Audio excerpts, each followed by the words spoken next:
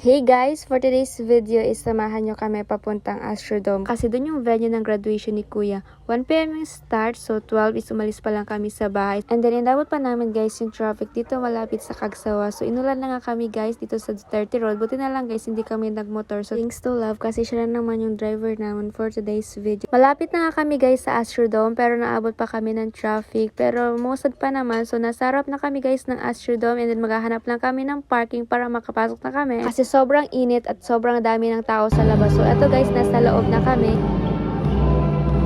Malapit na nga guys magpasok si Kuya at ang kasama niya is si Papa yung naka-tropical na polo.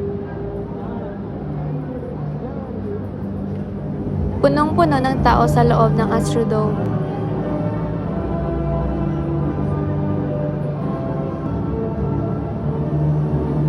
At this moment guys, bumababa na yung mga parents kasi pupunta nila ang kanilang mga anak kasi may ilalagay sila guys sa toga. Kung kanina nga guys si Papa yung nagpasok kay Kuya, si Mama naman ngayon ang kasama niya sa pag-akyat sa stage. Finally, graduate na rin si Kuya.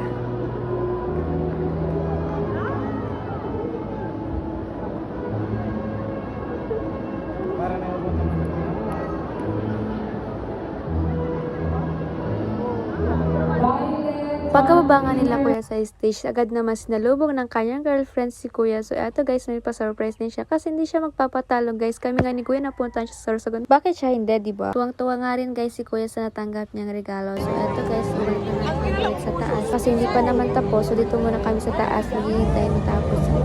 Sobrang tagal nga guys matapos. 10:30 na dito pa kami sa loob ng Astrodome. So sarado na ang mall. Hindi namin alam kung saan kami guys kakain. Hindi pa kasi guys pinapalabas kahit tapos na si Kuya. Sa wakas, nakalabas na rin. So eto guys, hindi namin alam kung saan kami guys kakain. So pumunta lang kami guys sa Puro kasi alam namin dun bukas pa yung kakainan namin. Super late na nga namin guys kumain. Sa mga oras na yan is malapit na mag 12 AM. Naura na nga guys sila Kuya dun sa kakainan namin kasi nakamotor sila. At chinek muna nila kung may bukas pa na pwedeng kainan dun sa dulo. So meron nga, napili nung Kuya dito kumain sa Gideon's Food Hub. Dito kami guys kakain. Sobrang sarap nga at sulit na pagkain dito guys. Kaya kung ako sa inyo guys, i-try nyo dito kumain sa Gideon's Food Hub. Dito lang yan guys sa may Puro Legazpi. So sa mga oras na ito, time check 1 AM. So pauwi pa lang kami guys sa Ginubatan. Sobrang layo pa ng aming ibibiyahe pero okay lang. Na-enjoy naman namin, nasulit namin yung araw ngayon. Anyway guys, if you want a customized bouquet, just PM AS Crop Bouquet or Jaya Morauda. Ito ako guys always nag-order. Very quality and very affordable talaga.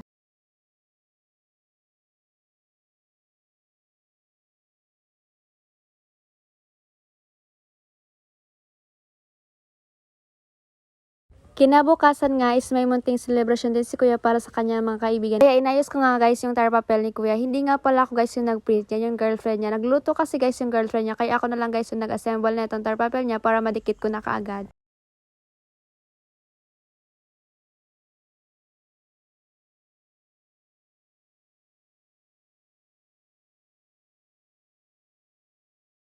Tapos ko na nga guys madikit yung tar papel. So pinost ko na kagad sa wall para makita na siya. So eto guys yung munting handa ni Kuya. Mga lutong bahay yan guys. So thanks to Ate Cheryl and Ate Beng sa pagluto. Congratulations Kuya. Yun lang guys for today's video. See you on my next video. Bye!